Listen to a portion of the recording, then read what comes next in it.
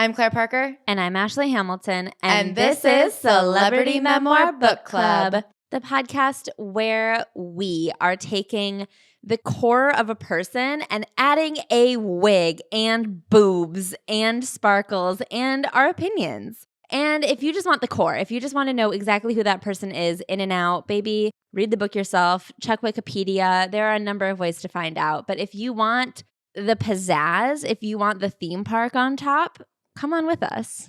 And Ashley. Yes, Claire. My good friend. Hello. If you were a celebrity yourself and you were to write a memoir based on last week, what would you chapter it? I would title it Things Are Coming Together. I have a tendency, I think, whenever there is like a marked date of something or like something big I'm waiting for, I feel like my life can't start until it happens. And in this case, it was my couch.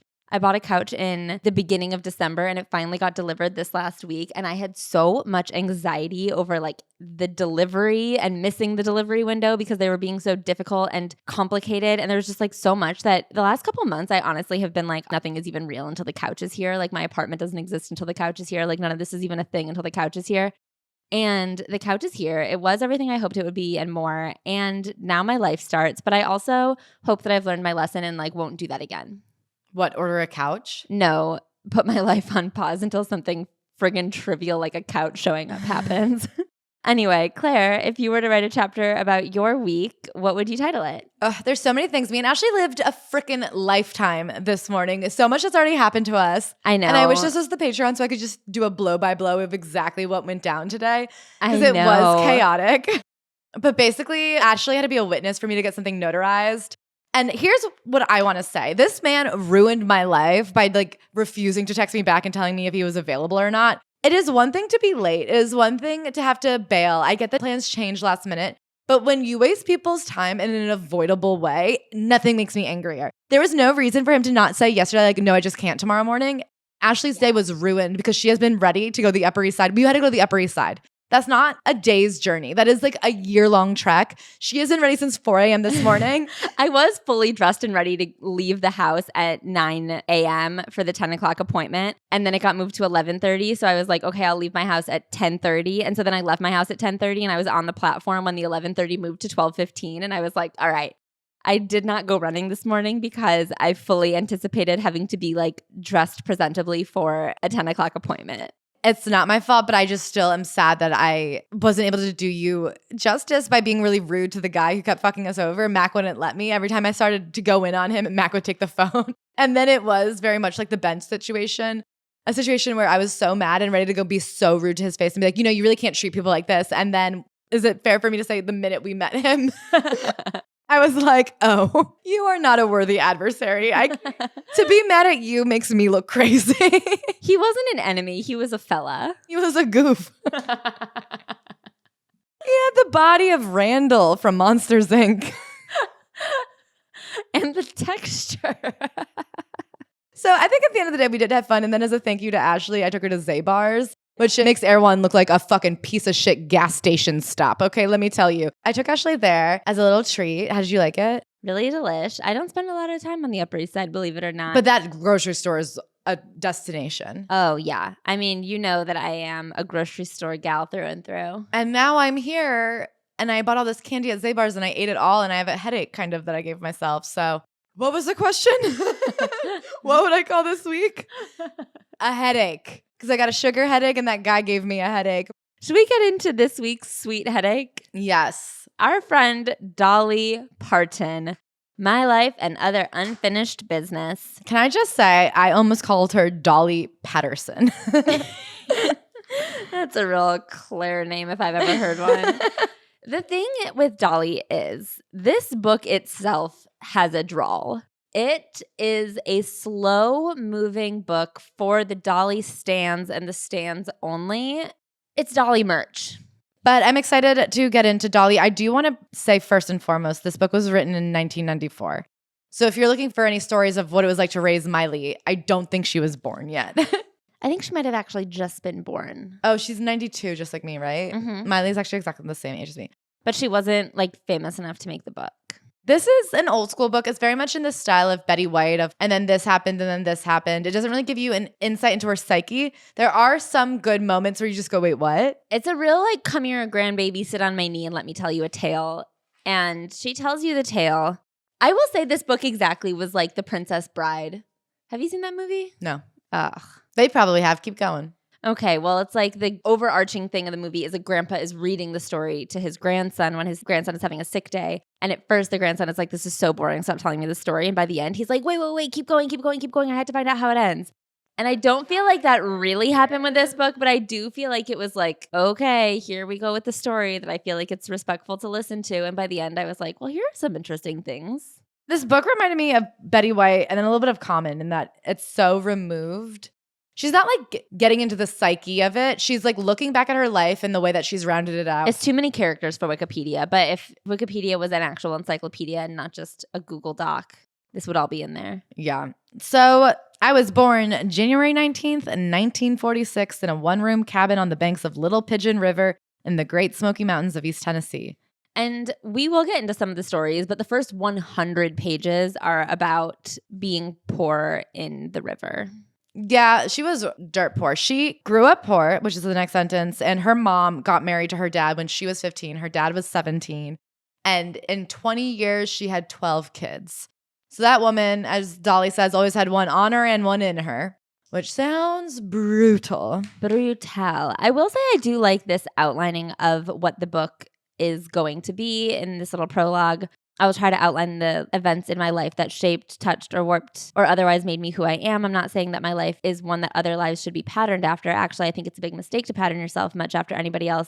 So she goes into like what version of the story this is going to be. And I like that she said this because I do feel like a lot of the bad memoirs we read are like, here is what I did and here's how you should do it too. Like, you need to do this, you need to do that. And in just every category of fame, people are writing books like that. And it's like, no, that's absolutely insane to sit down and think that your version of the story is the one that should be replicated. Like, there's no such thing as replicating a story. And so I like that she took the time to acknowledge that. Her dad was a sharecropper, and then when she was 3 or 4 years old, he was able to save $5,000 and buy them a home.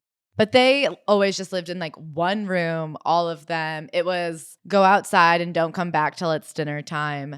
Everything in the story, it sounds like if she hadn't ended up very successful and been interested in packaging herself as easy to go down, I would say, do you know what I mean? Like, nothing about her book, even the things that are objectively hard, does she want to make you suffer through. And so it's very much this glamorized version of being poor in Americana. Everything ends with like a little ism or a fun and game corncob doll. Yeah, there's like a little turn of phrase and they're cute and they're funny. But I think this exact same story could have been told tragically. Like, this is very similar to the Viola Davis story, but if Viola Davis wasn't interested in actually telling the truth. And so Dolly is very much like, yeah, my daddy could drink, but, you know, he hit you because he loves you. Well, do you know whose story it's almost exactly the same as? Who? Shania. Yes. But it is true, like, she had her mom and her dad, and her mom was always home, and she would get sick, and her dad had a drinking problem, and sure, you had to go out and get your own switch to get hit, but it was just because you knew how much they would miss you if something bad happened to you. And I wouldn't call it beating. It was just making you remember the consequences sooner. And it was like, okay. Someone else might have called it beating. And it reminds me a lot of Shania because Dolly was kind of a child star. She was young with brimming talent and she was excited to get on stage and show it. And so she was trying to see and be seen from a very young age. And so it was that sort of like shoving a 10-year-old on a train to nowhere by herself, kind of hoping things work out. And like she was on TV and on the radio from about age 10 years old because she had an uncle in Nashville who was really excited about her dreams and wanted to make it work and like play guitar with her and help get her introduced to people. But other than that, she was just kind of in this shed in the mountains and she and all her siblings would just beat the shit out of each other. Yeah, it's an interesting way of telling a tale that feels very old-timey. And like, I don't think you would even put this book out now. It's a lot of like, a funny story happened one time. I got down there with the piglets and started sucking on the nipple of a mama pig. And my mom had to get me out of there. It's a lot of cute little stories that exactly your grandparents would tell you when you were younger. And then you would grow up later and be like, wait, grandma got married at 13? Do you know what I mean? There's very little emotional analysis or looking at like who made you how you are, why you are the way you are.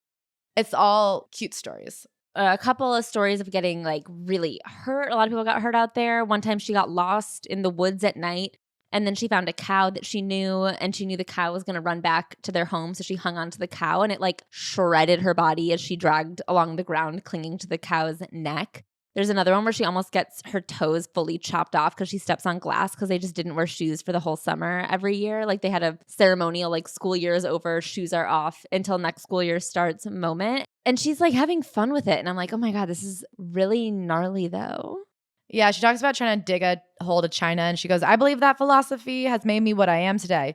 It's not just about survival, but about trying every day, literally every minute, to make things a little bit better. The whole family might work for days to clear trees or move rocks or whatever it took to scratch out enough farmland to plant one extra row of corn. But from that day on, the Partons would be one row of corn richer. Yes, I said richer, for riches are in the mind and the spirit of the one eating the corn. When you think about it, gold has no real value at all. Shiva says, like, it made me creative. We used newspaper as wallpaper because we had no insulation and it was freezing in the winters, but that just gave me something fun to read. And when we would move into a new house, there would be new newspaper on the wall and we'd have all these news stories. Yeah. In the midst of the direst poverty and despair, the human spirit, especially that of children, will find some hope to cling to, some promise of a better day. It's very uplifting. She talks about her mom and how hard her mom worked. I mean, with 12 kids, by the time you're 35 and no money in a one-room house, even when a day's work was over for us kids, it wasn't over for mama. In fact, it was never over until she went to bed. So stuff like that where I'm like, I don't know. I wonder if it was like a cute, fun little life for her. And her mom would sit there and hand sew so much of their clothing. She would take every scrap in town and turn it into quilts and jackets. When she was in middle school, although I was too young to understand a lot of what was going on at the time, I now know that mama had a lot of health problems, which I'm sure were not made any easier by having a baby every 9 months. She and daddy had other problems too, as all couples do. Sometimes he'd be gone for days at a time. Sometimes mama would get to telling a story or singing a sad song and she'd start to cry. Then we'd all cry. That's what being a family is all about, sharing good times, misery, boredom, whatever. Those things brought us all closer. It's very common-esque in the way that it's like, that's horrible. But the way that it's like, isn't that cute? We were all stuck in that room together, so we would all just like cry it out as a family. That's love. Yeesh. At one point, she finds a diaphragm in her mom's bed. And looking back on it, she's like, what could she possibly have been using that for? And I also wonder that question. She tells some funny stories about having to brush her grandma's false teeth and putting them in and chomping all over the house. She says, the quest for beauty had always been a struggle for me. I can't remember anybody ever saying that I was one of the more beautiful children they'd ever seen. I was pale, skinny little thing with corn teeth and hair that was fine and close to my head. And then there were those hated freckles. So she starts creating all this makeshift makeup. She pats flour all over her face to cover her freckles. She puts berries on her lips and kind of refines a way to make it not look like she just ate a mouthful of berries. She says that all of her other sisters were very pretty and she felt like she didn't fit in. But I can't ever tell what was a central part of her identity. Like, did she feel like the ugly duckling, or is she just being like cute Dolly Parton being like, well, people wondered who my parents were because I was so different than the rest. You know what I mean? Like, it's hard to tell what's a character and then who she is. You don't get any sense of like what created the woman who drove to be like one of the most successful women of all time. Yeah, it feels backdated, not explaining the core and then bouncing off from there. It feels like, oh, you know me as this beauty queen. So here are like other moments where I can see little seedlings of that. She talks about always feeling extremely sexual from a young age. She says from the beginning, she just liked being a sexy girl. In high school, she loved to like perk up her tits and wear revealing little outfits. And it just felt good for her to be sexy. There were a lot of rumors in town about her, but a couple of times it got to her. But for the most part, she didn't really care. She just liked feeling sexy. Yeah. Her mom got spinal meningitis at one point and was in a coma. And the doctor said her fever was so high that she literally wouldn't be able to survive it. And if she did, she'd probably be brain dead. And then she came back and was fine after a couple of months of resting. And they called it a miracle. And then her mother was pregnant. And I guess because there were so many kids, there was kind of an understanding that the older ones would take care of the little ones. And one of the babies she was pregnant with didn't make it. And that baby was considered like Dolly's baby. It was understood that Dolly would be the one to raise that baby. And these are just kind of told as stories of like, that's life and death on the farm. Like, that's what it is growing up in the mountains. And I'm like, okay, maybe even if it can still be painful, but nothing's given more than a couple paragraphs. Another really important moment is that they have this neighbor that everyone spreads a lot of rumors about. He's a really scary looking old guy that everyone is afraid of. And there are these two women that come to live with him, and then they disappear randomly. And so it's just assumed in town that he murdered them. And it's like, whether or not he ate them is the big question. But one day she walks by his house and she hears a banjo. And she's like, what is this beautiful banjo noise? So she gets to know him. He teaches her how to play the banjo. And she's like, oh, it taught me a lesson about being different. Like, it's okay to look different and be different because music is really good. I will say those two women that disappeared were his like mail order bride and her daughter. Yeah. I do wonder what happened to them. I guess like early stage 90 Day Fiancé where they like got brought to America and they were like, oh my God, living here sucks. She says, all my life, at least from the time I've been able to grasp more of my life than my own toes in my crib, I've been driven by three things. 3 mysteries I want to know more about. 3 passions. They are God, music, and sex. So then she talks about finding God. She was raised going to church every week. I think as all little kids, it's just something that you're fed. You're not really considering the deeper meaning behind it or your particular relationship. Her dad refused to go to church, but her mom's dad was a pastor. So there was like a lot of God around and different relationships to him. And then one day she's in the church. She's like in this attic area where she gets horny for the first time and then also finds this old piano. And I thought she was going to start playing the piano, but she actually takes the strings off the piano and makes a makeshift mandolin and starts plucking out little notes. And she sings her first song. And after like playing her first song in that banjo in the church, God talks to her. I had found the real truth. I had come to know that it was all right for me to be a sexual being. I knew that was one of the things God meant for me to be. I also knew that my dreams of making music, traveling outside the Smokies, and pursuing a greater purpose were not silly childhood ideas, but grand, real schemes ordained and consecrated by my newfound Heavenly Father. I was validated. I was sanctified. I was truly reborn. I was happy. She becomes one with God and understands her life's purpose and feels secure in herself because she thinks, if this isn't who I am, then why would I have been made this way? She also thanks God for her big old titties. Yeah. She also always says that like since she was born, she's always been able to rhyme words, catch on to anything. She loved rhythm. She could hear the rhythm of like birds singing. She just was always very musically drawn and she came from a musical family, but she's like, I do believe that God gave me this talent and it is my purpose on this earth to use it. And so she was always singing and putting on shows and trying to make herself known as a little singer. From the time I knew sex existed, I wanted to know everything there was to know about it, and I wasn't shy about asking. We had aunts, uncles, cousins, and friends who were a few years older and had been out in the world a little bit. They would tell us anything we wanted to know. As the saying goes, that's the great thing about a sense of humor and a sex drive. You can't wait to share it with everybody else. Music, God, and sex. So she had an uncle, Louis, who finally began to see that I was really serious about wanting to learn, so he taught me guitar. He gave me an old Martin guitar, and I learned the basic chords pretty quick. So she starts to play it out, and her and her sisters start like singing in churches around town. That becomes their thing. She sings at all the churches. And they're little, it's cute. At one point, they're singing in a church, and the pastor brings out a live snake, and their dad storms in and sees how close the snake is to them and what's going on, and he just like grabs them and drags them out, and he's like, fuck this is tomfoolery. And then he says, goddamn, I can't believe I said goddamn in church. I guess she has a ton of uncles. It's crazy because when I think of an uncle, I'm thinking of like an old man. But I guess back in the day, if your mom had you at 15, it's very possible that you were 12 and your uncle was 20, right? Yeah. And I mean, also, even if your uncle was the same age as your mom, if you're 15 and your mom is 30 and your uncle is also 30, we're 30. So her uncle Bill is interested in a music career, and he also knows about Dolly's interest in a music career. So she's able to go stay with him, and he helps her get her foot in the music industry. And at that time, there was this guy called Cass Walker, and he had a radio program. And so he introduced them, and then she was like, I want to sing on your show. And he was like, okay. And she just auditioned and got it and started going into town to sing on his show whenever she had breaks from school or whenever she was able to get into town. A lot of things to me sound like a huge break, but all of these were just things that I think if you asked, you could do and no one really cared about for a really long time.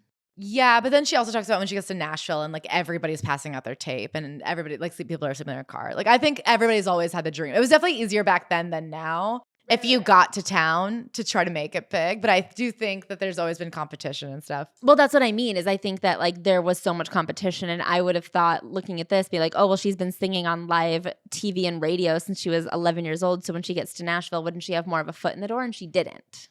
So she's singing for this man who owns a grocery store in town. And because of that, he's like a millionaire. And because he's a millionaire, he just buys time on the radio. So he has her as his like little songstress. It's like the cute little girl who sings all the time. And he takes her on tour. Yeah. She sings live for the first time in her life. And I think it's like for 60 people. And she goes out and she gets so nervous and she does it. And then they all start cheering for her and saying, yes, yes, Dolly, we love you. We love your singing. We love you. At that very moment, I fell in love with the public. This is what I'd always wanted. No needed. It was the attention I had longed for. I knew that they were giving me. Now I had confidence in what I had to give them. They shouted for an encore. I don't have one. I didn't have one. I only had prepared one song. So at this tour, they're singing at county fairs and events. And there's this thing called the greasy pole where they just grease a pole and anyone who can get to the top of it gets the prize, which is $250. And she rolls herself in dirt to counteract the slipperiness and she wins. And then people are like, well, she's part of the show, so this was rigged. And he was like, how could it be rigged? It's literally just a greasy pole. If you get to the top of it, you win. So she has $250, which is, to her family, all of the money. And she decides to use it to buy her family a television. And they end up having to sell it because the family, like the entire neighborhood, gets too addicted to TV. Everyone gathers at their house to watch TV every single week. And she was like, my dad was so mad that people wouldn't leave his house because we had a TV that we had to sell it.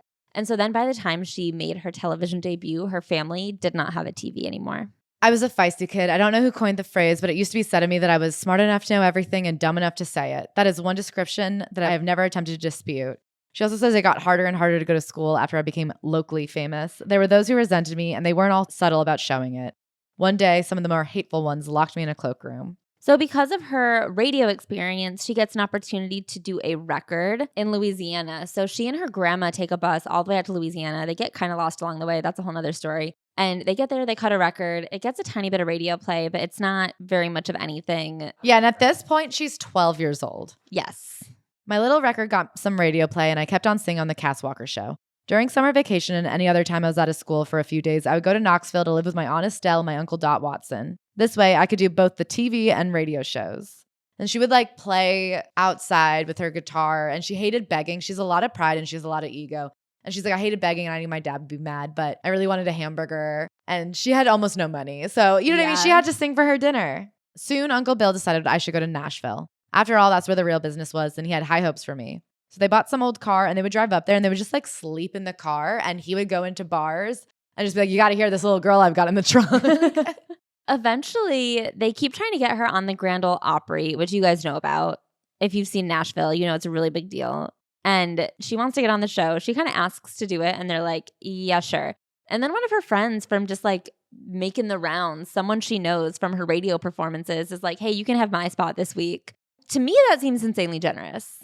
I guess if you were doing it every week, maybe you didn't care. These are old guys. So she does his spot and she makes her debut on the Grand Ole Opry, and there's a standing ovation. People lose their minds. They can't believe how great she is.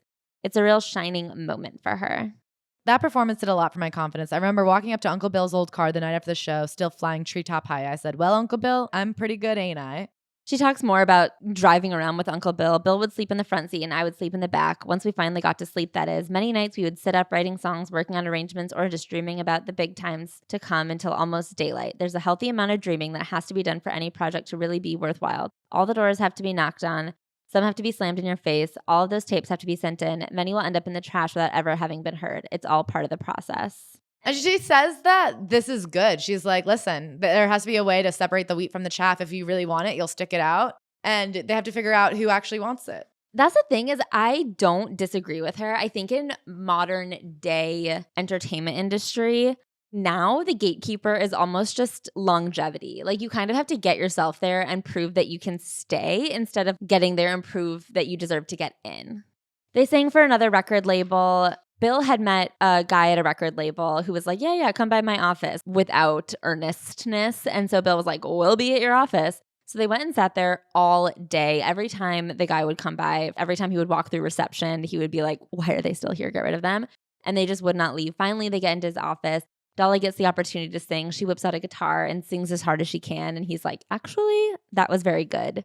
So she gets an offer with Buddy Killen and Tree Publishing. But I think that deal kind of dismantles before anything ever happens. So every year she's going back home for the school year, and she's the first person in her whole family to graduate from high school on either side. And that's of huge importance to her. She wasn't good at school, but she's like, because I had known so early what I wanted to do with my life that I couldn't see the importance of learning geography or plane geometry. And she also says I was not well liked in school. In fact, I was actively disliked by many, especially the other girls. I like to dress flashy and had an unearned reputation for being a tramp. She has one good friend, Judy, who's still her close friend. Judy is her numero uno ride or die through life. Everyone else, it seems like, was just mean to her. They spread a lot of rumors about her. Her younger sister, Rachel, who was born when she was 14 years old, everyone in town thought Rachel was Dolly's secret baby. And she's like, I don't know, at this point, maybe Rachel is my baby. I have no fucking clue. There are still those who think that Rachel is my child. Sometimes I think even Rachel. The father is very Dan Schneider-y. The accusation is that the father is this man, curly-haired Dan, from the Cass Walker show, which is the grocery store show that she was on. And it's just because Rachel also has curly hair.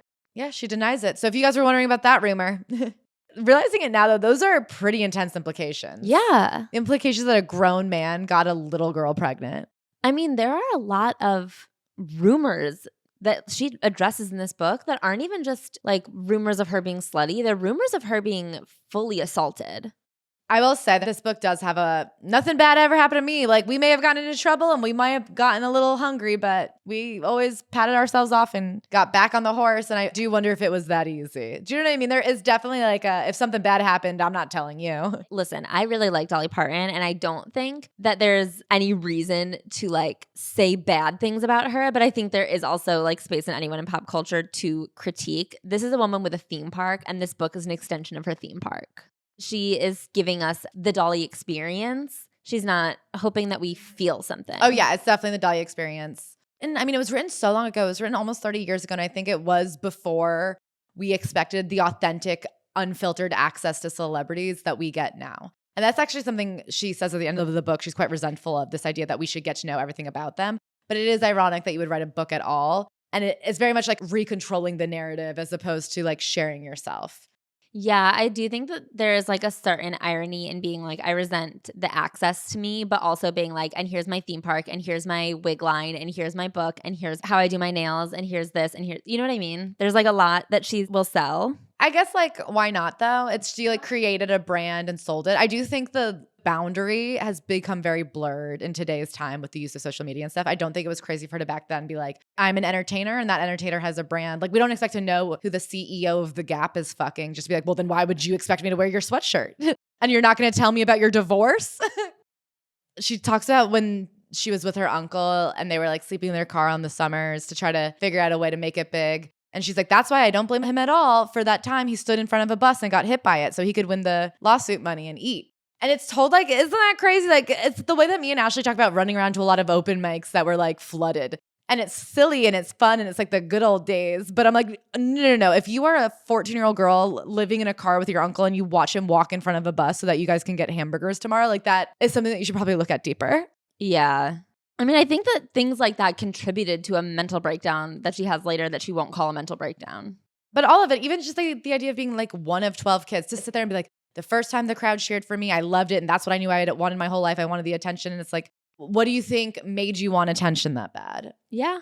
So she graduates high school and she moves right out to Nashville. She has very little money and she's doing her rounds. She's babysitting to make a couple extra bucks. She's knocking on doors, passing out her tape. She's doing laundry one day and a man drives by and flirts with her and she flirts back and he comes into the laundromat and they get married. That's how she meets Carl Dean, the handsome, sexy Carl Dean. Their relationship is something I would like to examine as we move further through this book. I think it's very cool that he's not front and center in her story. Her brand and her image is so tightly controlled. And she is such a PR genius. She created an icon of herself from the beginning. Like she knew, I want high hair, big boobs, sequins. Like she was pithy, she was quick. She's always been Dolly Parton from the beginning, which I really admire. And I think the only places that her armor is cracked is when she talks about her husband and when she talks about her best friend. Like they're the only two places where what she is saying is not contributing to the branding in the way that she thinks it is and the way that everything else does. It's the only place where I'm like, oh, you do not know what it sounds like you're saying. Yeah. So she's talking about the courtship between her and Carl Dean. It was very confusing. She wasn't even sure if he even liked her. And then he was like, you know I love you. And she was like, oh yeah, okay, I do. She's continuing to sing on shows. She gets taken out to Chicago to do American Bandstand. She's chipping away at the industry. She's becoming more known around town. She's getting ready to record another album, and Carl wants to marry her. And her record label executive is like, being married is a bad look for you. So she just gets married in secret. And then a year later, her record label exec is like, I think your career is going well enough that you could get married now. And she's like, oh, I did. On Memorial Day, May 30th, 1966, Carl and I had a sweet little wedding service with Mom and the preacher's wife as witnesses. Here I was trying to get married to a man who hadn't really asked me, with a boss that didn't really want me to, in a town that wouldn't let me do it when I wanted. So she starts talking about Carl Dean. And one of his big things is that he's not a man of many words. She's like, he never even said he loved me before he asked me to marry him. And he didn't even ask me to marry him. He just was like, either you have to move from this part of town or we should get married. It's very Harry and Meghan. A lot of things are left unsaid. She claims that he shows that he loves her through his actions, but also he's not a romantic. I don't know. It's just like, I don't know what you're getting from them. She's like, we don't need to spend a lot of time together, and he doesn't need to say anything. He's very sexy. She talks a lot about how handsome he is, and everybody finds him so handsome. So the thing is, in this beginning part, a lot of these little uncertainties sounded actually very cute and romantic to me. Like, I like the idea of being married to someone for decades and still learning new things about them. It's wonderful to have the feeling of comfort and security that comes with believing you completely know a person inside and out, but it's also exciting to know that in the back of your mind, you actually don't. I guess I'll always keep learning about Carl, but it seems only fair that I make an effort to bring you up to speed. Yeah, I feel like she keeps being like, but I don't know anything about him, and every single day. Like, I don't know that after 30 years, you should be learning something new every day. They don't see each other every day. She's learning something new once a month. 12 new things a year actually sounds quite romantic to me. So then the other thing she says about him, that is like our little red flag, is Carl's not easy to know. He has his favorites, and it's not hard to tell who they are. He has favorites among my sisters and among my nieces and friends. He has other favorite women scattered in various places, whether it's the girl at the bank, the insurance company, or whatever. He communicates well with women, and he loves to brag on them, as long as it's okay with me, which it always is. He always checks women out, whether it's okay with me or not, and he only looks and talks. I believe with all my heart that I am the only woman Carl has ever been intimate with. They swing. I feel like they're Mormon soft swingers. I think he's gay. Oh, maybe. I 100% think he's gay because he is quiet. He's a mama's boy. He like loves to just like fiddle around with car parts, but then he also like loves to paint and do poetry. Something about this where it's like he loves women. He loves to brag on women. He knows how to communicate with women, but he would never have sex with them. I'm like, okay, think of a type of man who can get along well socially with women, but has no interest in having sex with them. He's very much a loner, and of course that suits my lifestyle perfectly. She talks about how he went to an event with her early in her career when they first got together, and he had to wear a tux, and he hated the experience. I'll support you in your career in any way that I can. I know it's a big part of you, and you wouldn't be the same person if you didn't do it, but the limelight's just not for me. I'll be there at home waiting for you, but I'm not going to any more of these wingdings. He has been a wingdingless man ever since. On one hand, I think it's very cool that she has her home life and she's able to keep her home life completely separate, because Hollywood will swallow you if you let it become your entire existence. But on the other hand, I think if you're working so hard to have certain accomplishments, I don't know, like if you won an Oscar, even though you keep Mac quite private, don't you think you'd want him by your side? Yes. I don't think that they have a traditional romantic relationship, even taking into consideration the privacy. Yeah. I think that they are like lifelong partners. But then down the road, when she's talking about him, something she keeps bringing up is that he is not somebody that she would ever bring her problems to. That it like stresses him out when she gets sick and has problems. So she doesn't like to burden him with anything going on, either physically, mentally. Yeah. She's like, he's not somebody I can open up to. So I'm like, what is his purpose then? And then we get to her best friend, Judy. And that's when I was like, oh, they're both gay. Okay, so she's around town writing songs and selling a lot of songs for other people. She's submitted a couple songs to the show called The Porter Wagner Show, which is a huge deal. Everyone watches The Porter Wagner Show, and he has this sidekick called Norma Jean, who is his girl singer for duets. One day, she walks into her record label office, and she has a message from Porter Wagner to come in for a meeting, and she assumes it's to sell another song. So if you grew up with Dolly Parton, you would know that things ended pretty badly between them. It reminded me a lot of Joan Rivers and Carson. Yeah, Johnny Carson. And it was an almost identical situation where he's like, I created you and I'm happy to like let you be a star under my tutelage, but don't you dare go out without me. I will try to ruin you. Yeah, so she goes in for this meeting and he says, Norma Jean is moving to Oklahoma to become a wife and I want you to be my new girl singer. And this is her big break, but it's not her only break. As we know, in Hollywood, It takes a series of breaks to become something. And this is a huge step up, but it's not the only step she's had so far. And this is, I do think, a really important thing. She's done American Bandstand in Chicago. She's sold songs. She's recorded records already. So she goes and joins the Porter Wagoner Show for a 5-year contract. She's making $60K a year, which is huge money. To her. I don't know what he's making. Right. Any relationship is like a house with an upstairs. It's got 2 stories. I know that everybody who knows anything about me and Porter would like to know the true story of what happened to us. Nobody would like to know that any more than Porter Wagoner and me. I could badmouth and say all manner of bad things about Porter, as he has about me throughout the years. I choose instead to tell it from my own standpoint and try to see it through the spiritual rather than the natural eye. I truly believe that all things and all people are brought into our lives for a good reason. No matter how hard things may be or appear to be at the time, God never gives us more than we can handle. That which does not kill us makes us stronger, as they say. So she did get a lot of experience traveling with Porter Wagoner, doing live television, singing, writing. There was a lot that she got out of the show. They had major hits together. But it was one of those things where even the good things that she got were under his discretion. Like, he forced her to join his record label. There was no question about it. So she ends up burning a huge bridge with her old record label. And I think, again, this is very much her way of like giving you something that's been sanded down to nothing.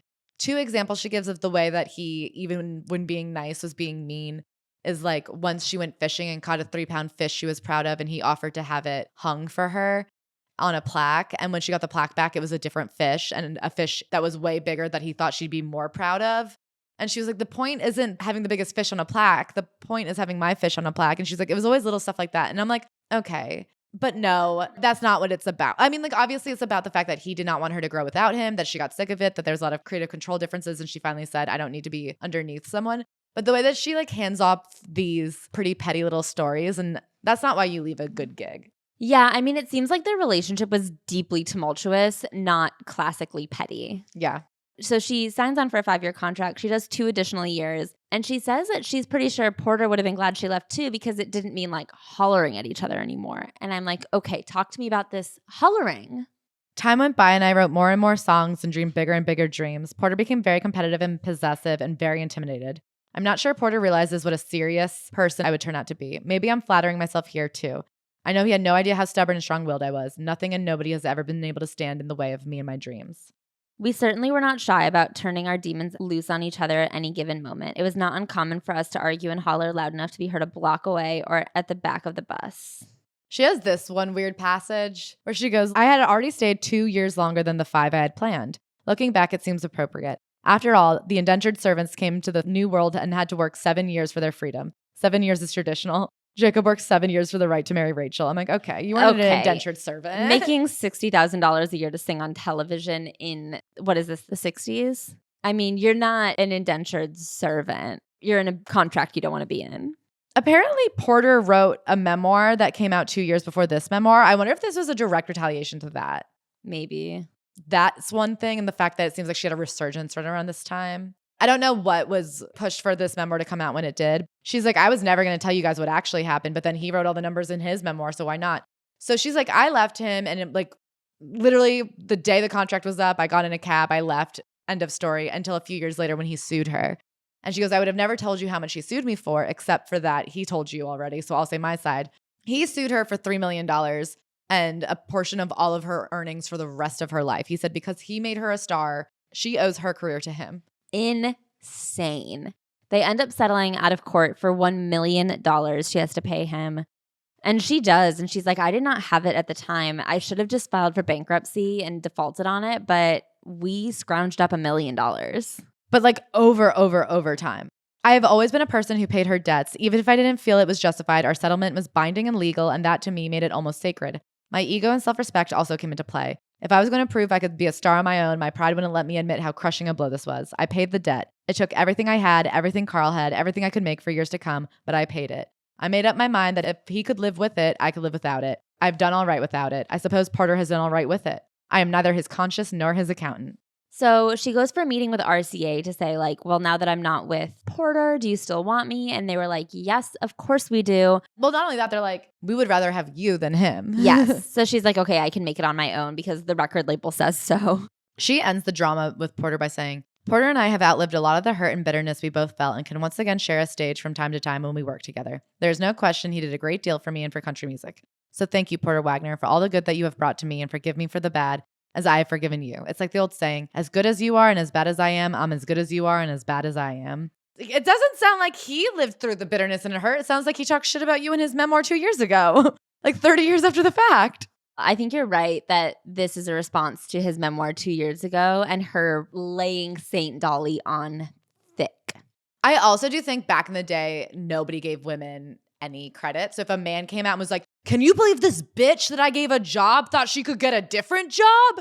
I mean, she has some really interesting lines later in the book about what it's like to be a woman in the entertainment industry that I really like. And I do think that he just couldn't believe that this woman that he gave a job got a different job. More than couldn't believe, like was angry, furious. And I think that right now she's like laying St. Dolly on thick. But it's also looking back on their careers, I think it's very easy for her to be like, hey, buddy, it all worked out. Thank God she gave him $1 million and not 1% of the rest of her earnings, because $1 million was nothing in the grand scheme of it all. $1 million was nothing in the grand scheme of it all. And so if you have lapped somebody this fucking hard 100 times over, I don't think it's that hard to be like, and I forgive you. I heard you said some mean things about me, but I can't hear it from on top of my piles of money. I was at the top of the roller coaster at the theme park named after me, and so I couldn't quite catch what you were saying. Yeah. I think another one of the things that makes this book kind of a slog and not that interesting is she talks a lot about like her business managers and her team, which it's not interesting to be like, and then this manager got me this deal, but I had to move on to this writing partner. And you're just like, okay. The thing is, I think that one of the insecurities that you can catch with her is the thing that Porter Wagner instilled in her, which is people thinking she's not grateful enough. Like, I think a big theme of this book is her proving her gratitude and like talking about her manager and talking about her family and talking about the first record label that she ended up having to kind of screw over because of Porter Wagner and the second record label that took a chance on her. And she has to tell you how grateful she is for everything, because I think it's a big fear that someone's going to turn around and be like, I helped you with this and you didn't say shit about me. My interpretation of it was back in the day, there just was a lower bar for what people were looking for, and she just didn't try that hard. Yeah. I also think you were speculating earlier when we were talking that things are currently a lot worse with her family than she would let on. And so these people kind of are her family. I believe that, but it's not that interesting. I agree. And I think you look at someone like Paris Hilton, who did a really good job of giving you the narrative that she knew would be interesting to read. And the truth is, of course, your manager is going to be the person you talk to every day. That's your colleague. If you were to tell the story of your life, would you talk about the coworker who you went in and saw every day? No, because it's not that interesting. I don't know. I think you would be in my memoir a lot. I meant... I know. I'm kidding. To find out that I'm not in your memoir, oh my God, this is crushing. You're just a colleague to me. I guess I feel about this book the same way I felt about Betty White, which is... I respect you. I appreciate you, but I'm not that interested in this book. Yeah, and like there doesn't feel like much of a desire from their end to write an interesting book. Yeah. Like they're going to tell it as they want to tell it. So Dolly sets out on her own as an independent artist on RCA Records. Her first record out on her own is an absolute hit. The world celebrates her. Everyone's excited. She's taken the world by storm. She talks about her friend Chet Atkins. She loves pranks, and I don't even understand any of them. She's always like, I love a good prank, like mooning people. I'm like, oh, okay, good prank. But this is a prank she loves. Chet is very ticklish, and I always grab every opportunity to grab him in a sensitive spot or gouge him in the ribs. As this book is being written, we are carrying on a fun joke through the mail. He is suing me for the last time I grabbed his butt. He goes to a lot of trouble to make it look all official and legal, so I do the same thing back. In my last brief, I commented that his suit for sexual harassment should actually be his assment. Okay, I guess it's just a joke. But I am like, I actually wouldn't put it past Dolly for her and her friend to just sue each other as a bit. Yeah, I guess if you've got lawyers on retainer, it's like, let's give them a Sudoku. Anyway, she has her own TV show. It doesn't go anywhere. She has a hard time making TV work. I think she's still trying. She also tries to make a band with her family. And this is what we were talking about, where like, I think there's a lot of there, but she won't give it to you. The unfortunate part was that I took on the mother role. They played and sang fine, but I stayed in constant frenzy trying to keep up with my brood. What time did Randy get to bed last night? Whose room was that Rachel was going into? Are Frida and Floyd drinking in the back of the bus? It just got ridiculous. I don't mean to take anything away from any of my family. They're all talented and I love them very dearly. They are not at fault for what happened. I made a huge mistake. Here I was trying to listen to another voice, trying to move in a new direction, and my falling back in my family was grounding me in my past. Their music is wonderful and pure and reflects the truest, deepest part of me, but I was hearing a different drummer. And then she's like, sorry to my family. I hope you guys are all successful still. And I'm like, okay, it ain't that easy. When you have a dirt poor family like that, when you've got 14 mouths to feed and you're the only one with money and you're trying to hire them into your business and it doesn't work and you have to disband because you can't watch over them and bad things are happening. Like, these are kids that are drinking. When she's like, are they drinking the back of the bus? She's talking about like 12-year-olds. And I think the way that she's just like, family, it didn't work out. Anyway, best of luck. Yeah. She's getting a lot of success. And even though it's like the TV show didn't work and the band didn't work out, she is like having hits and she is doing performances and she has a manager that she loves. And she has these huge shows. Some of them work, some of them don't. But she's also like traveling a lot. And she says that because Carl doesn't like to travel, she always travels alone with a man. And she talks about this like 2-week trip in Paris she took with this guy she knew who had a fiance. And she was like, the fiance did not like that. But we had the most romantic time in Paris. And I'm like, what are you talking about? Then we went to bed together. She's like, we fell asleep in the same bed, but nothing could have happened. I mean, something could have happened. Friends are friends to me, male or female. If you're going to screw, you're going to screw. You're going to find your time to do what you want to do. Does that mean they fucked? I don't know. Like later, it gets very weird, her sexual relationship. And so one of the things she does is this huge Vegas review where she was going to make like many millions of dollars. And I guess the show was a bomb. And she says part of the problem was that it was like a glitzy show. And she's like, actually, I need a stripped back show where I'm the star and not some over the top performance. And she also says the ill-fitting show could have been bad enough without the personal problems I was having at the time. I was very unhappy with my weight. I was experiencing female problems. I had trouble with my band, trouble with my family, and trouble with my voice. I was taking cortisone for the vocal nodes that had continued to plague me. That tended to make me puffy and bitchy. On top of that, I had been betrayed by certain people who were close to me. All of that was just too much. Tell me about it. There was a lot of things going on and she never gets into it. She does, however, take this time to get into her best friend, Judy, her best friend of 40 years. And she starts this paragraph by going, one thing we've had to overcome is the constant rumor that Judy and I are lesbian lovers. It is understandable. Most people can't understand two women being so close and devoted to each other. And I was like, fair enough. Platonic friendship exists. Look at me and Ashley. She's my best friend. We hang out every day. We never touch. We never touch. And so it's like, I'm not going to accuse someone of being gay. And then we keep learning about her and Judy. The fact that Judy is never married probably fans that flame. That's not to say that she hasn't been around. She hasn't been asked. She's broken a few good old boys' hearts by saying no. And I'm like, okay, so Judy's lifelong single woman who is your best friend, no problem. And then she goes, and I'm sure there's many a maid in many a hotel has wondered why Judy and I will leave a double room with only one bed slept in. Okay, she loves to share a bed with her man friends and her single woman friends and anybody who's around. If you went on a trip with Dolly Parton right now, you'd have to share a bed. Our relationship is wholesome, but exciting and fun. Thelma and Louise ain't got nothing on us. And then she tells us about a time they went to New York City together. And the first thing they were excited to do was go to a porn movie. And I was like, of course, you and your straight lifelong best friend who has no husband, who shares a bed with you, you guys love to watch porn together. Why do people think you're gay? And then she says this, she talks about how ever since she was in middle school, she's always written songs with Judy. And Judy's really good about like when Dolly's in the mood, she'll start humming or picking out a song and writing lyrics. And the only person that can be with her is Judy, because Judy will write down the lyrics as she goes. Or sometimes Dolly will be like, write down every word that rhymes with that so I can come up with the next line or whatever. Judy will get into my head, waiting eagerly for whatever comes out next. She's like, I'll call Judy at 3 a.m. and she's over immediately. I tend to forget to eat and when I'm writing, and Judy always keeps me from hurting myself. Just about the time my blood sugar gets low, she'll be there with a bowl of Jell-O. Writing is an intensely personal thing, best done alone. Being with Judy is better. It's like being alone with somebody, if that makes any sense. The two of us will often go on what we call spiritual journeys to the mountains. Judy is very protective of me. My family is especially grateful for her devotion to me. Carl knows that when I'm with Judy, I'm well taken care of. Everybody thinks of her as part of the family.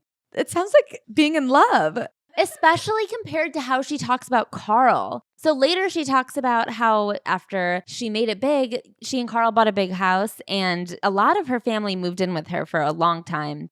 And at first I thought this was romantic. She says, they say love isn't about two people gazing into each other's eyes. It's about two people gazing outward in the same direction. It just sounds like a lot of her and Carl is just parallel, like never touching, never really existing together. They're just like willing to move in the same direction, which maybe that is the version of love that she wants. Carl was good enough to let them all stay. I guess to be honest, I should say that he was good enough to let me stay after taking in so many kids. A lot of it sounds pretty unromantic. Judy still thinks Carl is a hot number. They have a mutual love and respect, although it's largely unspoken. They look out for each other in little ways. Of course, Carl's never said he loved anybody. The main reason the three of us have managed so well for so long is that we all respect each other's privacy. They're in a thrup. It is a wonderful and necessary part of any relationship to know that you can depend on someone to be there. It's just as essential to know that at times you can depend on them not to be. What does that mean? I have never in my life been like, the thing that makes me and Mac work, that we respect each other's privacy. The thing that makes me and Ashley work, that we respect each other's privacy. And Mac and Ashley, they never ask about each other. I mean, so she's talking about one time when her mom is like wearing this rabbit foot necklace that really bothers her, and Carl gets revenge by wearing a big cow skull necklace as a joke. Carl is always good about backing me up, but there was one time it came quite a surprise to me. That's about the necklace. I've never said a word to him about it either. That's just the way we are. We do these things for fun. Carl likes it better when nothing is said. Carl keeps a lot inside, but he's very opinionated. Can I say one more thing that she says about Judy? Yeah. She tells like a favorite memory, and it's when she got everybody Vespas and then they made motorcycle jackets for their like motorcycle gang. Yeah. So I'm like, okay, your not gay friend Judy, who is single, shares a bed with you, watches porn with you. When you're with her, it's like you're alone, but with someone. She comes to you in the middle of the night. She's protective of you. And you guys are all walking around in biker outfits. Yeah, you sound very straight. It works out well between Carl and me. We both get what we want. We both have the freedom to come and do as we please. Carl doesn't really mind my being gone unless I'm gone for more than 2 weeks at a time. 2 weeks is just about my limit as well. And after that, we both get a little nuts and a little testy. I don't know. I think one of the things that's so romantic about settling down with someone for life is that you have foregone the freedom to come and go as you please. You're like accountable to another person. Okay, here's where it gets really weird. Carl has had various people and even family members approach him to say that I was having an affair with this person or that person. Carl would simply say, well, I would think less of any man that didn't fall in love with her. And he means it.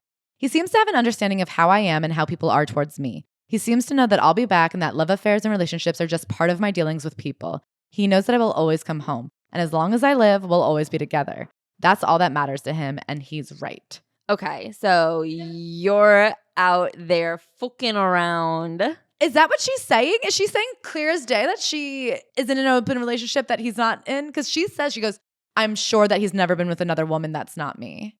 Maybe they're both bi, and like she's his girl wife, and then he has boyfriends. Maybe. Because she says, sure, he flirts with a lot of women and gets along with them, but he's only been intimate with me. And then what do you mean that you've had a lot of love affairs and relationships? The other thing is I wonder if Carl could be asexual. Carl is not as affectionate as I am. He's not a big cuddler like me, so I force him to let me baby him and I make him baby me. He loves it eventually. She also says that he's not at all romantic. And she talks about like on Valentine's Day, he's so cheap. He's the kind of guy who will go to a drugstore on Valentine's Day and get 2 boxes of candy. He'll give one to me without a card and say, well, here. The other one, he'll put it in the freezer just in case he forgets for next year. I used to take it personally, but I don't anymore. He says the reason he thinks I'm pretty is because I'm just this much from being damn ugly, and he's not joking. He doesn't like perfect beauty as much as he likes flaws, scars, freckles, and crooked smiles. So Carl certainly got his blessing in me, and I know for certain that I've been blessed with him. Huh? So she says the biggest fight they've ever gotten into is when Carl found out that she was not a virgin when they met. This is the weirdest conversation I've ever seen in my life. Our relationship has not always been perfect. A year or so after we were married, Carl decided to ask me if he was the first man I'd ever been with. I'm not sure why he asked me at that particular point. I thought that maybe it was because I was getting so involved and actually enjoying sex so much. Possibly Carl felt I knew more than I should. Maybe he figured I'd either been around, was getting around, or wanted to start getting around. Whatever the reason, I didn't understand why he was asking me then, but I didn't even think about lying because our relationship had been so good, open, and honest. So when Carl asked me if he was the first, I told him no, and it just about shattered him. But he got over the hurt and confusion and never mentioned it again. He became an even better husband and friend after that. In fact, he's been the best husband a girl could ever have. And then later she goes, it was still a painful experience. I often wonder what I would say to Carl if he asked me that same question today. What would I answer? If I knew then what I know now, I would probably have said yes. I don't think you should have to admit to things that you don't want to if it can cause you great trouble down the road. Even though that was a painful learning experience, it did inspire me to write the song called Just Because I'm a Woman. Okay, so in this situation, your husband asked you a question, you were honest with him, it hurt him, but you guys grew for the better. And if you're like, if I learned anything, it's that I would have lied. That is such a crazy conclusion to come to. Also to be like, you shouldn't have to admit things that you don't want to. You guys got over it. What if he had found out you had lied? That's something that you can't get over, I think. Yeah, this is a really odd chapter. It's so weird to say the thing I've learned in 40 years of marriage is don't admit the truth if it's inconvenient. It feels like there's some sort of agreement in place here. This is not a traditional relationship. I'm very curious about it. Anyway, so they took in a lot of kids from her family. A lot of her siblings ended up having children that really looked up to them, that lived with them for a time. They called her Aunt Granny, and she loves it. Okay, so here's where it gets kind of confusing because she doesn't necessarily give years. It seems like she gets huge. And then I was doing a better job of playing Dolly Parton these days. I had new management, new producers, and I had found a brilliant new band leader in Greg Perry. And then she talks about how great Greg was, and they became very close. Because they were so close and they were writing music together, Judy began to feel unnecessary and unwanted. I didn't mean for it to be that way, but I guess I had neglected my relationship with her somewhat. So she joins the army and falls in love and leaves Dolly. Yes. Dolly also, we later find out, does not like this guy that Judy is with. But so this is when she gets 9 to 5. I guess she's at the top of her music career and they're like, let's add one more thing. She didn't consider herself an actress, but Jane Fonda straight up comes to her and goes, I think I need you so we get the Southern views. And Dolly's like, I respect a businesswoman. And then of course she goes in, she writes 9 to 5. I think 9 to 5 was not actually the huge hit. I think it like grew to icon status, but it wasn't like a huge financial hit right away. Yeah, and then they got sued because another person was like, I told Jane Fonda about this song of mine and she stole it and gave it to you. And Dolly was like, no, she didn't. So they go to court, but that was really embarrassing for her. But she says it was one of the greatest experiences of her life because she had so much fun with the women and she just every day went in and laughed and they were all, of course, very different, but they like all really respected each other and she loved to learn from them. And she talks about how everyone else would show up looking like shit at 4 a.m. because you have to get your hair and makeup done on set anyway, which duh. And she never showed up not fully done to the nines. That is in part, I admit, out of vanity and in part because I feel that if you are a star, you owe it to your fans to look like one. I can remember being very disappointed at meeting celebrities I'd always admired and finding them to look like unmade beds. That is something that she does believe as like a moral high ground, that looking good is a moral thing. I mean, she says you owe it to yourself to get plastic surgery. I do think it contributes to the rumors that a lot of people have that Dolly is like fully in disguise with like facial prosthetics and tattoos. She says that she jokes that if her house was on fire, she would be like, I'm not walking out of here until we've done my hair and makeup. I believe her. Me too. She's like, I'd rather die than show my face in public looking ugly. So after the high of 9 to 5 and her career going so well and her life just being on a float, Judy has a boyfriend that is bad. All of her friends leave her. There's just a series of events that fall into place that send Dolly into a really dark time in her life. So she does this movie called The Best Little Whorehouse in Texas with Burt Reynolds. And she says that Burt was going through a divorce with Sally Field at the time, and he was not in a particularly good mood. On top of that, people were being fired left and right. In fact, at one point, there was a bumper sticker circulating around from Hollywood that read, honk if you've been fired from Best Little Whorehouse. And then she says her and Burt became like BFFs in misery. Burt was in pretty bad shape, emotionally and physically. Sometimes he would just walk off set unable to deal with things, and I would be called upon to go to his dressing room and try to cheer him up. That was a little like the blind leading the blind, since I was in emotional and physical turmoil of my own. She tries to get her band leader, Greg Perry, a job on the movie, working with her on the soundtrack. And then they just fire the guy who's in charge of the score and the soundtrack. And they're like, okay, Greg's in. And she's like, okay, well, that's not what I meant. And then Greg hated the job so much that he retired from music altogether. And became a doctor. She's like, he wanted to become a doctor. I'm like, I don't know. I know people in med school and residency right now. I don't think that's something a 45-year-old man used to the cushy life of making music could handle. So she has lost Greg as her band manager and I think her friend. And she and Judy are not in a good place. Emotionally, my heart was bleeding. I was bleeding physically as well. I had to have a couple of D&Cs to control hemorrhaging. I was all nerves. I even started to drink some to ease my pain. I finally asked my doctor to tie my tubes so that I could get off birth control pills. And she also didn't talk to Carl about the decision to tie her tubes, but she says neither of them ever really wanted children. I always felt guilty and selfish that I didn't want them, so sometimes I would just say I couldn't have them, and the lie made me feel even more guilty. The guilt added to the other pain I was going through in my mind, and it was almost as if I had an abortion, having my tubes tied and not even consulting Carl about it. I was also having problems concerning my family. Some of my family members wanted to be stars in their own right, and it felt like they resented me. I've always felt a certain amount of guilt connected to my success, and now it loomed larger than ever. I had to depend so much on Greg for support, and now he was not there. I had come to depend on Judy, and now she was completely caught up in her own heartache. I collapsed. It seemed that my support system had disappeared. The very foundation of all my beliefs had shaken. The dreamy little kid from the mountains had become a fat, disillusioned, hopeless woman. Carl, as always, was loyal to me, but he's not strong when it comes to my having problems. Huh? I had never, ever felt so completely by myself, and for the first time, I felt that being by myself didn't put me in such good company. I think that she is prone to depression, and I think that this was a depressive episode.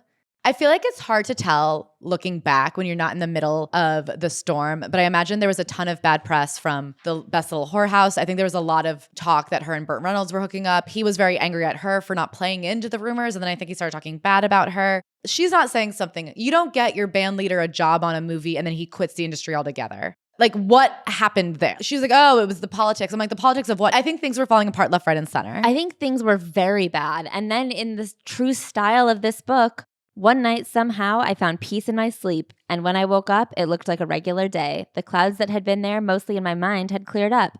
It had become apparent to me that life goes on whether you feel like being a part of it or not. I mean, right before this, she talks about contemplating suicide. So she was really in such a bad place, and then she's like, and then I was fine. I said to myself, get off your big fat ass and get on with your life. Suddenly, it all made sense. The sin against the Holy Spirit was to sin against myself, my true personality. Here I'd been given a gift and I wasn't using it. I'd been greatly blessed and was angry because the blessings hadn't come without difficulty. To sin against the Holy Spirit was to sin against the holy self. So she finds God again. She realizes that she is a mouthpiece of God. I had made peace with God again, and now it was time for one of my earth angels to carry on the work of pulling me back together in a big way. Sandy Gallon came to my rescue like a knight in corduroy armor. So, more about her pal Sandy. She loves to tell stories about her business associates. She laughs about this because Sandy was gay, and I guess when people saw her going to Australia, they were like, Dolly escapes with her mystery romance man. And she was like, we were not romantic. She also does a movie with Sylvester Stallone. It's called Rhinestone. It is very bad, but she has a lot of fun making it. And she goes, I guess the public didn't want to see Sylvester Stallone do comedy, or maybe they didn't want to see me do Sylvester Stallone. One thing is certain, they didn't want to see Rhinestone. I mean, she talks about the music she made for Rhinestone. She says it was the best country music anybody never heard. She also had gained a lot of weight, which was something that she talks a lot about in this book. I just skipped over it because I found it to be very boring 90s stuff. But she's like, this movie helped me get back in shape. It felt like she was kind of coming out of her shell and living her life again. She's getting comfortable on camera. She tells this story about Sylvester Stallone where they're shooting in an alley, like a damp alley in New York City, which I will tell you does not ring true because I don't think we have those. But there's a homeless person in the alley on their set, I guess, and she is wearing a shawl as part of her costume, and she drapes it over this unhoused person to keep them warm. And Sylvester Stallone walks up, jerks the shawl away, and says, don't you put that good shawl over that scum. He could have made something of himself. We did. What? So she goes up to him, grabbed the shawl back from him, and wrapped it back around the man. Then I stood up right in Sly's face and said, hey, look. That could have been you ungrateful son of a bitch, except that by the grace of God, who knows? It could be an angel sent to show you what an ass you really are. At least he's one of God's creatures, and that's enough for me. Yeesh. And then the next day, Sylvester Stallone saw the error of its ways, and now he's a great guy, and they're still friends. And I was like, that went low. Can you believe this man thought he should kill a homeless person? But then after a good talking to, he saw the light, and now everything's great. She talks about the rise of the tabloids, and she finds out that her aunt, that she honestly doesn't even know, is spreading stories about her. She finds out that stories are coming from a source within the Parton family, and it turns out it's this long-lost aunt that nobody even talks to. And she's like, it was funny, but also hurt my feelings. And then she goes on to talk about the rest of her family. I guess her sister Willa Dean wrote a book about her called Shadow of a Song, about what it's like to live in the shadow of Dolly Parton and her songs. I don't really know that much about this book. I honestly didn't look into it, but it feels scathing. And Dolly's just like, I'm proud of her for getting a book out there. It must have been hard. And then she goes through and writes a paragraph about every one of her siblings and something nice about them, which is long. Because as we said, she has 11 siblings. So back to the tabloids. She has a really hard time with the life in the fishbowl aspect of fame. Unlike Madonna, who had made a career out of shocking the public, I have tried to live and let live. And that seems to be the one thing certain elements of the public won't allow. Okay, she claims that she was called anti-Semitic for a joke she made. And then she gives the joke. And me and Ashley were like, what's wrong with this joke? And so we're like, okay, so what did you really say? I feel like she's Paris Hiltoning it and being like, this is all I said. I'm sorry if that's offensive. And you're like, yeah, that's not offensive. And then it's like, okay. But what did you say? So what was offensive? Again, I don't think Dolly's an anti-Semite. I think she is shockingly progressive for the time that she grew up in. In this book in 1994, she's standing up for gay and trans rights. Yes. So I want to give her credit for that. I would like to know the story. And she broke up with a boyfriend in high school for saying something racist and being like, well, if that's how you feel. And that was in the 50s. She is a very progressive person. I'm sure she's made a off-color joke here and there. But I am I don't think this was the off-color joke. Because it wasn't. I mean, she was just talking about writing a show about Christians in the South. And there was Jewish people in the writer's room. And she said, it must be hard for Jewish people to write this kind of character. I can imagine how hard it would be for a Jew to write this. It would be like a hillbilly trying to write the story of Judaism, which feels, honestly, in today's climate, astute. Let people tell their own stories. I think it's a lot easier for a Jewish person to write a Christian story than a hillbilly to write a Jewish story. Whatever. Okay, that is true, but I don't think this is like an offensive thing. Like, I don't know that this would gotten in the magazines, so I'd love to review. She tries to launch another TV show, and it just doesn't go anywhere. This is something she has a really hard time with, and she's still, it seems, hopeful that it'll all work out for her in television. She gives you like 5 pages of reasons why this show didn't work out, and it's like, it's okay, Dolly. Maybe doing daytime television just isn't for you. I'm sure it's extra hard because she got her start doing a variety show, and now that she can't helm a variety show herself, it is like, how could I be more famous than ever and more successful and like talented than ever, and I can't make it work now? It eats at her. The other thing is people don't really watch variety shows anymore. I mean, I think they did then. She talks about just how hard it is to make it in Hollywood. There's one bit of advice I could give to young people breaking into show business. It would be this: don't assume the people on the inside know what they're doing. He may have a big office and a fancy suit. He may have the power to hire you or not, but he probably has no idea whether or not you have any talent. That is good advice. Even if he has an opinion, he probably has to clear it with the guys in an even bigger office with even more expensive suits. I will say people need more of the knock on every door mentality back. And I don't mean that and people don't work hard anymore. I just think that right now people get this like view of, okay, this is the gatekeeper and I must impress them. And it's like, no, that is literally one person's opinion. And there is another opinion somewhere else. So like if you believe in yourself, just try someone else. Although the ratio may be better in some businesses than others, show business is still essentially a man's world. As a woman, that can be difficult to deal with, especially if you're a 5'2" blonde with a hick accent. In addition, the difficulty factor is multiplied by 2 for every cup size. In short, being a woman in show business is like being a bird dog in heat. If you stand still, they'll screw you. If you run, they'll bite you in the ass. I have learned to use all of that to my advantage.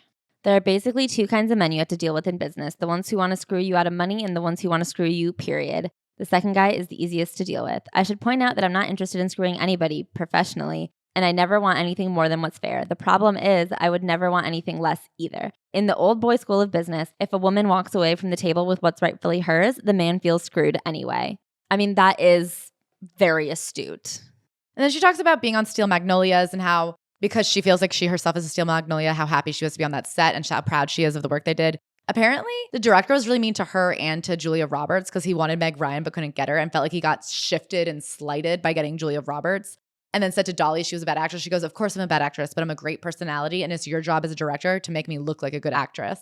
I recently saw an interview of Julia Roberts talking about what it was like to work with Dolly on that set. And I do think one thing about Dolly that doesn't come across in this book, but I've heard anecdotally, and I saw an inch of when she said that thing about if you're a star, you should always look the part, is that she is deeply grateful for what she has. And if you see her, she will show up as a star. And Julia Roberts said that on set, if it was 4 a.m. and super hot and there was no AC, she'd be complaining, and Dolly never complained. And she goes, I prayed every day growing up for this life. I'm not going to complain about having it now. And then I think from her documentary, her manager was talking about being at a wedding with her, and everyone at the wedding came up to take a photo. And he was like, doesn't that ever get annoying? And she goes, I worked my ass off so that these people would know who I am. And now I have to thank them. I'm grateful to be here and I'm lucky to do it. And I think maybe that's why I'm so okay with like the way that she has her public and private persona. Because when she's in public, she'll give you everything. And I think as what she has told you she'll give it to you 100. And she's like, yes. You want Dolly Parton? Every time I walk out the door and see you on the street, I am Dolly Parton. But like who I have in my house is none of your business. Yes. She talks about Dollywood and how she's proud of it. I don't know what Dollywood is. She talks about joking about her image, plastic surgery. Having plastic surgery is something I'm not embarrassed about. I have it done and I'll do it again when someone in my mirror doesn't look to me like it belongs to Dolly Parton. It may look like vanity, and maybe some of it is, but to me it has more to do with feeling good about yourself. I feel it's my duty to myself and my public. My spirit is too beautiful and alive to live in a dilapidated old body if it doesn't have to. And she goes, I feel like it's not only a right, but an obligation for a woman, especially a woman in the public eye, to look as good as she can. Whatever you are comfortable with and can afford, you should do. I mean, she does have some great little lines. People were always saying to me, show me your boobs, and I got tired of having to pull up my skirt to do it. I think Dolly is a great person who has done a lot of good, and I think it would be insane to be like, she's who we have to take down to make the world better. But she has this line, I am currently involved in a project that I hope will make millions of women feel better about the way they look and ultimately themselves. I'm developing a line of cosmetics with a Revlon called the Dolly Parton Beauty Confidence Collection. I've always loved cosmetics, and I've spent my whole life finding out what really works. Now I want to share that with the public. And I was like, and here it is. I don't care if you're a Dolly Parton, a Bella twin. You've got to sell your wares. Whatever the last chapter of every bullshit memoir, and you'll know it's a bullshit memoir if there's this chapter where it's like, and that's my life story, which brings me to the conclusion of this journey. A thing you can buy. And all of that, like being assaulted as a kid and sold around and ripped down by the public has taught me something very important. And it's that a pre-cooked meal is really great, which is why I'm partnering with. And you're like, okay, well, we've all got a mortgage, right? Ain't that the truth? She talks about the Trio album with Linda Ronstadt and Emmylou Harris. So their story is they did an episode of one of her original TV shows and it went great. She said it was some of the best country music in the world. They all just like sang live and figured it out. And I guess they thought that would make a great Trio album.